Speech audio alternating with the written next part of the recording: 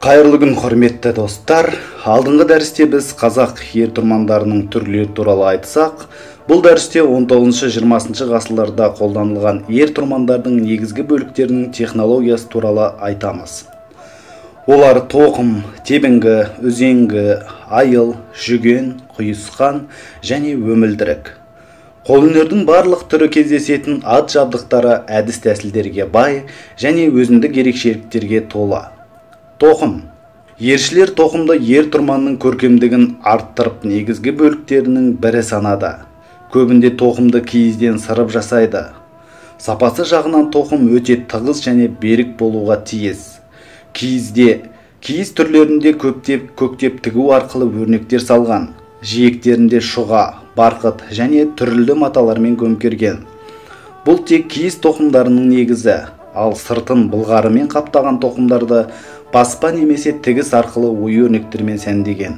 Былғары тоқымдары туралы Арғынбаев өткен ғасырда мұндай тоқымда ылғи тұтас және қалың былғарыдан жабатындықтан, олардың бетінде бедерлі өрнектер жүргізу тәсілі жиі қолданылатын. Бедерлі өрнекті көбінесе арнаулы ағаш қалыптар арқылы түсіретін. Бұл үшін бедерлі өрнегі бар ағаш қалып үстіне алдын ала жібітілген былғарының өңін қаратып, жайып, өрнекке былғарыны батыра ұрады да, өрнек былғары бетіне әбден қалыптасып дегенше қозғамай қоя тұрады. Бұдан соң тоқымға түскен өрнектердің айнала жиектерін пышақ тәрізді мүйіз аспаппен сызып, өрнекті айқындай түседі. Кейде өрнек айналасын тарамыспен қайып тігетін. Мұндай бедерлі өрнек келе-келе жойылып кетпес үшін былғарының теріс жағынан бедерлі өрнек ойыстыра толтырып желім құйып кептіреді де киіз астарлап тастайды. Тоқымға бедер түсіретін арнайы қалып болмаған жағдайда кейбір шеберлер түрлі өрнектерді басқа тәсілдермен жүргізетін. Ол үшін былғарыны жібітіп алған соң бетіне мүйіз аспаппен өрнектер сызады да өрнек астына темір талшықтарынан немесе жұмырланып бұралған қайыс таспадан өзек салып, сызылған өрнек ізін тарамыспен киіз астарына жапсыра тігеді. Темір талшықтары тек геометриялық өрнектер түсіруге қолданылса, қайыс өзектері әртүрлі мүйізден кептіру үшін пайдаланылатын. Мұндай бедерлі өрнектер темір безеу бастармен батыра түсіру әдісі арқылы істеледі. Сөйтіп, мұндай әдістер тоқым бетіне түсірілетін бедерлер көбінесе қазақтың қошқар мүйіз, сыңар мүйіз оюлары мен түрлі геометриялық өрнектердің орынды тоғысу арқылы орындалатын. Тоқымдардың пішіндері төрт бұрышты. Бұрыштар тік, кейде қиғаш бұрышталып істелсе, кейде доғалданып та бітіп жатады. Жоғарыда аталған тәсіл 19-20 ғасырларда қолданылған. 20 жүзжылдықтың екінші ширегінен бастап ескі әдіс-тәсілдері шетке шығып, тоқымдар арнайы технологиялы зауыт пен цехтарда дайындалды. 1930 жылдан қолданысқа ие орыс ері аталатын ер Қазақстан аумағында қолданысқа енді. Бұл ер түрі бүгінде ауыл аймақтарда сақтаулы. Сол орыс ерінің барлық бөлшектері зауыттарда дайындалды. Қолдан дайындалған тоқымдарға қарағанда дайым тоқымды сатып алу кең үдеріске айналды. Мұндай тоқымдар киіз сыртына түгелдей былғары бекітіліп, жиектері мен кейбір тұстары көктеліп тігілген. Өрнектік композиция толықтай жоқ деуге болады. Сондықтан да ері мен тоқымы үйлеспеген ер-тұрмандарды көргенде осы үдерістің әсері деп білуге болады. Бүгінгі уақыттағы қолданыстағы тоқымдарды жасау тәсілдері өзгерген. Былғары бетіндегі бедерлерді баспа арқылы емес, аппликация әдісімен жасайды. Былғарының өзі тері ауыстырушы материалдармен ауысқан. Көбінесе былғары бетіне түсті жіптер мен кестелі өрнек салу тәсілі жиі қолданысқа ие. Жәрмеңкелердегі ат жабдықтары осындай аппликация өрнекті кесте және кейбіреулерінде түсті металл пластиналармен бекіткен тоқымдарды көріп жүрміз. Олардың бағалануы қолданылған материалдармен жасалу технологиясының күрделігіне байланысты. Тебінгі, үзеңгі бау жылқы терісінің қимас үшін тағылады. Кейде сәндік үшін де қолданыла береді. Оның жасалуы тоқымның технологиясымен бірдей. Қазір тебінгі жеке әбзел ретінде жасалмайды. Шет елдерде ерлерінде тебінгі ер сүйегіне қосылып жасалады. Бүгінгі кейбір шеберлер тебінгіні ермен қосып түрлі пішінде орындап жүр. Сондай тебінгілер ер-тұрманның сәнділігін бағасын арттырады. Үзеңгі темірден, қоладан және ағаштан жасалатын. Ағаш үзеңгіні тек қайыңнан ғана иіп жасайтын да, үзеңгі бау өткізілетін жерден екі басы қосылып шегеленетін. Кейде мұндай үзеңгілерді мықтылық үшін темірден қырсаулайтын. Темір қырсау бетін күміспен әшекейлейтін.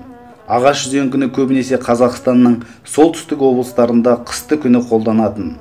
Өйткені қатты аяздарда темір үзеңгіні адамның аяғына да, атқа да жайлы тимейтін.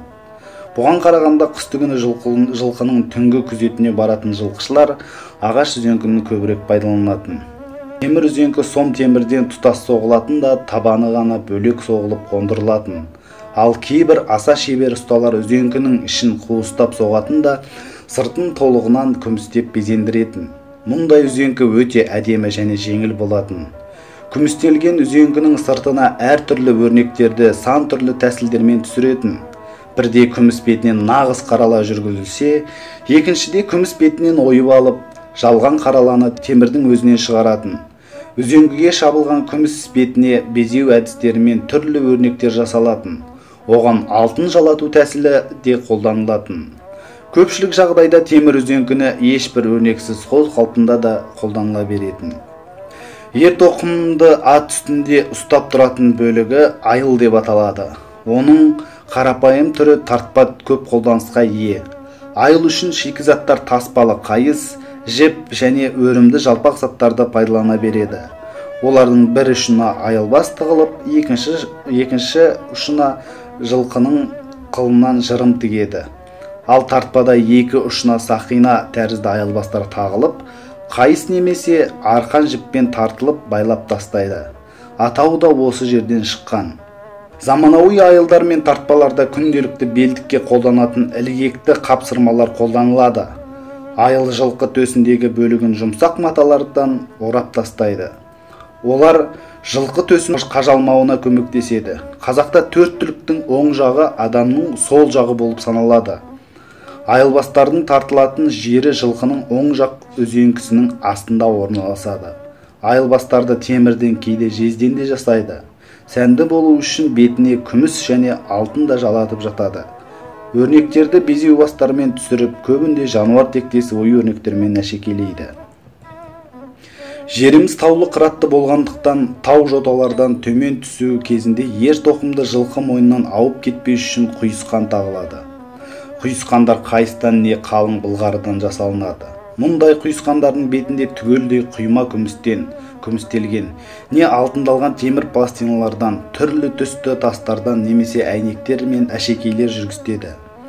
Қытай қазақтарының құйысқандарының көбі жартылай немесе түгелдей таспалы өрімдерден жасалған. Бүгінде жалпақ жіпті материалдар бетіне жұқа қайыс қаптап, өрнекті жіппен тігу әдісі жиі қолданылады. Өмілдірік сән үшін тағылатындықтан қалың былғарыдан жасап, мол әшекеленеді. Мұны әшекелеу әдісі құйысқанды әшекелеумен толық үйлесетін. Өмілдірік ердің алдыңғы қасында ілініп, ортасы аттың омырауына тұрады. Бұл да ердің кейін сырғымауына септігін тигізеді.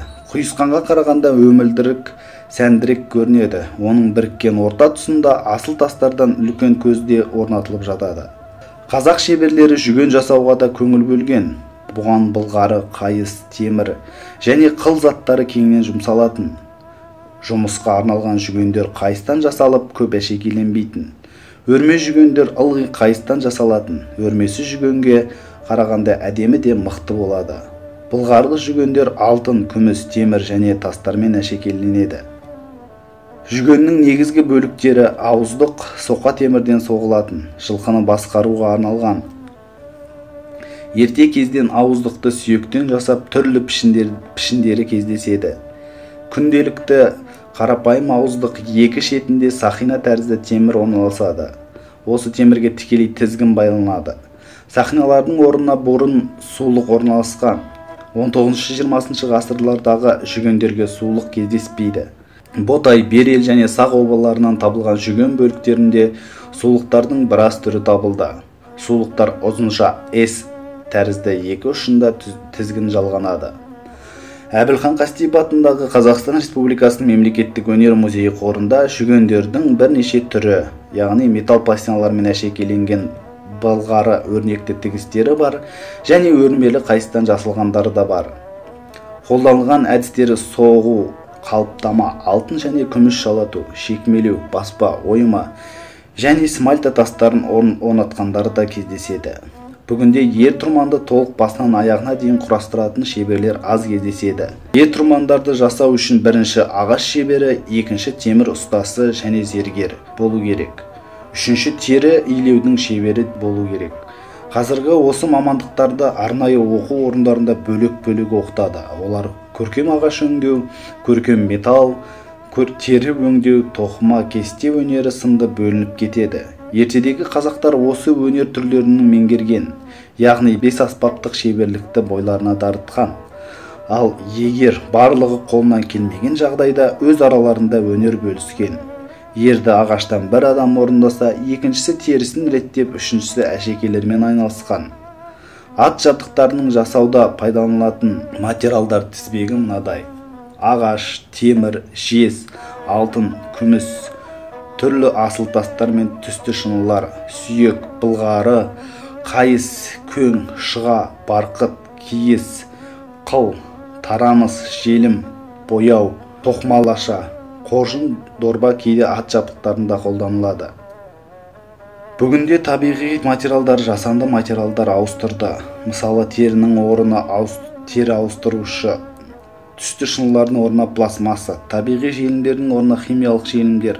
Ағашты қойдың майына немесе жылқының майына суғаратын болса, қазір тек ағашты қолдана береді. Жалпы айтқанда, ғасырлар бойы шыдас беретін ертедегі ер-тұрмандар орнына кәдесый қалпына енген ат жабдықтары келді.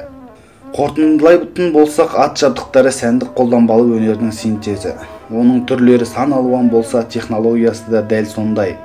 Арқау еткен ат жабдықтарының барлығы 19-20 ғасырға тиесілі. Ал оған дейінгі кезеңдердегі технологияны білу өте қызықты. Дегенмен, осы 2 ғасырда орындалған ер-тұрмандар өткен уақыттағы шеберлердің дамып, жетіліп келген нұсқалары, сабақтастықтың әсері десек те болады. Бүгінгі шеберлер осы сабақтастықты жалғастыру үшін сәл болса да зерттеулер жасаған себебіміз жетіспей жатқан деректерді кезегімен ашып көрсету. Дәстүрлі қолөнердің сапалы орындалу үшін технологиясы толыққанды болса, көркемдік ерекшелігі де соған сай болады. Осымен дәрісіміз аяқталды. Назар қойып тыңдағандарыңызға көп-көп рахмет.